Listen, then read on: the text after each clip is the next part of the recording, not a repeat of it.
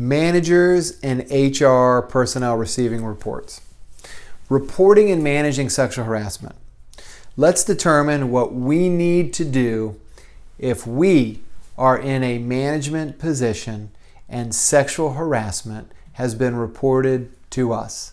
We need to know what to do with a complaint that is or may resemble sexual harassment, to include how to interview the alleged harasser, the alleged victim, and potential witnesses.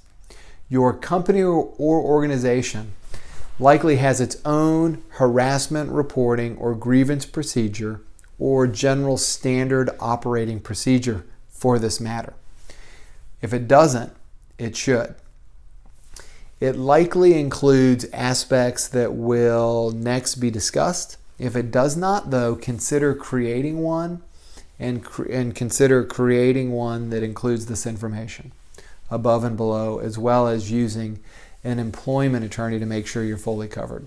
Also important, remember to immediately document the complaint and any future actions that you take or any events that occur related to it, as well as the interviews. After receiving the complaint, you should first contact HR. If you're a supervisor, contact HR or your supervisor or the appointed representative. If you are the one managing the complaint, you should next inform the alleged harasser that the company does not tolerate or condone any type of sexual harassment, and that the company does take complaints seriously, very seriously. And then inform the alleged harasser also that the company will begin to investigate the complaint immediately. How do we determine if sexual harassment did occur? Well, before we even begin to interview anyone, we must ensure that we understand how to, in fact, determine whether it occurred and what type of sexual harassment it could be. And to do such, we have provided a supervisor or HR personnel sexual harassment decisional roadmap to assist in examining the flow of decision making to respond effectively to a complaint. The first question is, did a tangible employment action occur? Remember that for purposes of Title VII, a tangible employment action is defined as a significant change in employment status, such as hiring, firing, to promoting, or reassignment with significantly different responsibilities, or a decision causing a significant change in benefits. Also, remember that a tangible employment action is required for an employer to be liable. Okay, let's run through these two avenues. The first question to ask is, was there a tangible employment action that occurred?